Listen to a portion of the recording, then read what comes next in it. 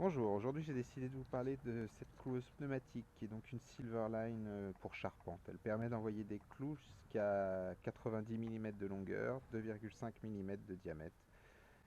C'est donc une cloueuse premier prix. J'ai longuement hésité sur le modèle et vu mon utilisation de bricoleur averti, j'ai préféré opter pour un modèle premier prix. Donc les raisons sont simples, hein. Son prix déjà très attractif, environ 125 euros pour une cloueuse pneumatique de charpente, c'est vraiment pas cher moi je trouve. Après j'ai fait pas mal de recherches pour la trouver à ce prix-là, donc je l'ai trouvée chez Amazon, vous avez le lien ici, et en plus un SAV qui est en France et qui est plutôt très réactif. Je donne aussi les liens en description à la fin. Mon point, c'est la facilité pour pouvoir trouver des recharges de clous. Donc on trouve facilement des clous de 90, 65, 50 mm, que ce soit de l'acier galvanisé ou de l'inox pour la terrasse. On trouve assez facilement ces pointes autour de entre 30 et 50 euros en fonction de la taille et pour 2500 pointes environ. Donc l'idéal étant de les commander en même temps que la cloueuse, comme ça vous bénéficierez des frais d'envoi groupés, enfin gratuits. Enfin moi ce que j'ai trouvé pas mal c'est vu son prix, on peut envisager de la mettre en location sur des sites tels que Allo Voisin ou Zilog, des choses comme ça. Chose que j'aime pas trop faire avec du matériel un peu de qualité ou qui coûte plutôt cher. Là, avec un prix à 125 euros, on peut facilement envisager de la mettre en location, surtout que c'est quelque chose de robuste et ça craint pas grand chose. Et ça permet en quelques locations de rentabiliser l'achat, voire de le rembourser. Alors au niveau du fonctionnement, c'est très simple, hein. On a un chargeur, on y met des pointes ou bien de 90 mm, ou bien de 65, ou de 50. Enfin, on trouve tout ce qu'on veut en pointe. On met à l'intérieur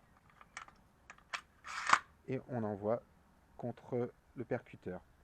Ici, on peut régler la profondeur d'enfoncement du clou avec cette molette.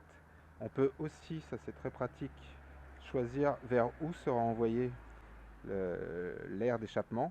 Donc quand on envoie le clou, il faut que l'air puisse partir, donc on peut choisir, suivant dans la position où on tient, si on est droitier, gaucher ou dans des positions des fois pas très faciles, on peut choisir à 360 degrés d'envoyer l'air et de ne pas le recevoir dans la figure. Ça c'est plutôt appréciable.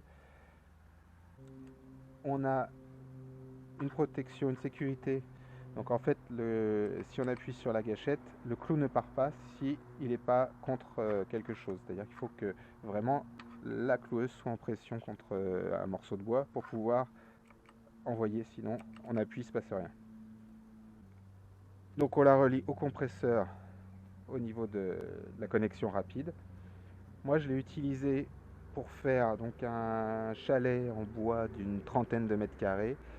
J'ai eu aucun souci. J'ai fait une terrasse pareille que vous voyez ici, d'une vingtaine de mètres carrés pour le moment, avec des clous en inox, pareil, aucun souci.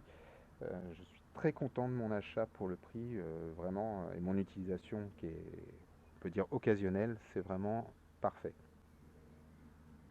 Maintenant, au niveau des avantages et des inconvénients, je dirais que l'inconvénient, c'est que si on n'a pas de compresseur, il faut aussi investir dans un compresseur.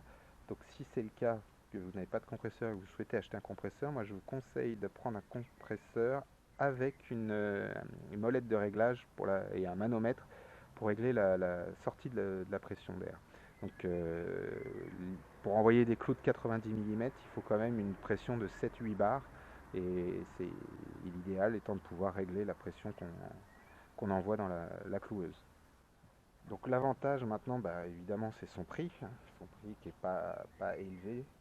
Ça reviendrait plus cher de louer une cloueuse pour quelques jours que de s'en offrir une. Donc pourquoi se priver?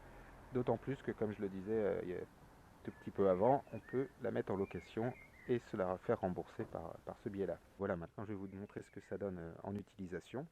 On va clouer quelques planches pour voir.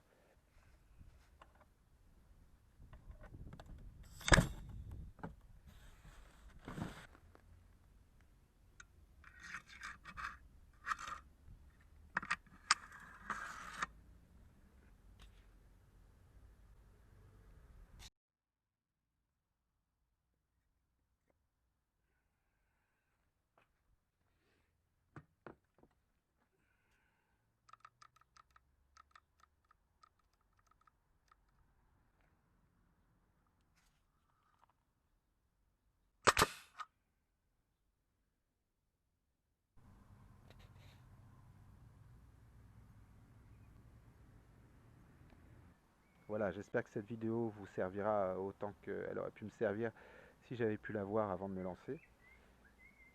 N'hésitez pas à me laisser des questions ou des commentaires, j'essaierai d'y répondre.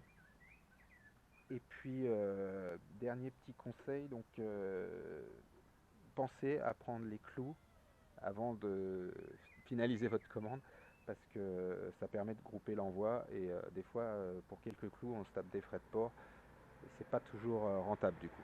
Donc voilà, j'espère à bientôt, amis bricoleurs, pour de nouvelles vidéos.